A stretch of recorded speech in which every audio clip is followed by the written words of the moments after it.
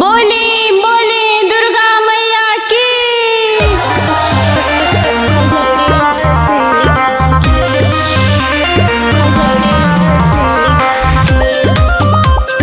Kalika studio Ara.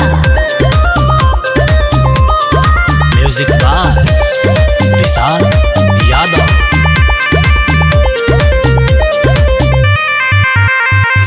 काल्हू से चढ़त बनाव रात रउआ जाही बजारे भुला जानी बात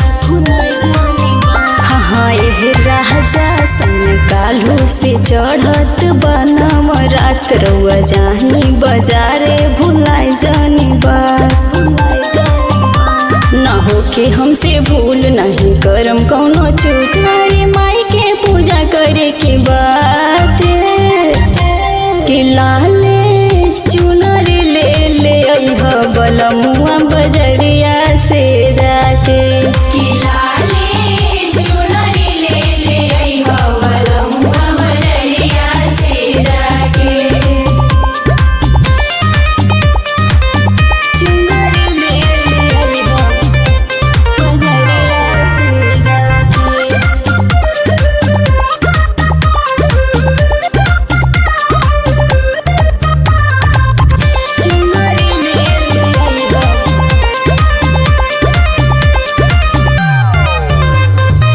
चाहे बजरिया एहो सवरिया पूरा कदी फरमाइश ख्वाइश हमरा दिल के राजा जी बूझी फील के माई हो जाइए दयाल तबे दिहे ये गोलाल तबे कलसा धरल जाई साथे तो लाले चुनरी ले ले अइह बलमुआ बजरिया से जाके कि लाले चुनरी ले ले अइह बलमुआ बजरिया से जाके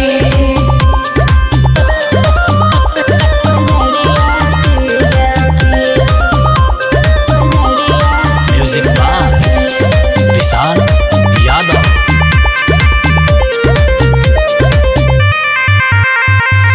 प्रिंस कर सर जी बाई है मर जी अमित जाई बाजारे की नारियल चूड़ी ओह ले आई पिया न छके ओ भूलाई पूजा करब नव दिन मन हो जाई लवलीन माई करे है निरोग रोग भागे तो लाले चुनरी ले ले अइह बलमुआ बजरिया से जाके।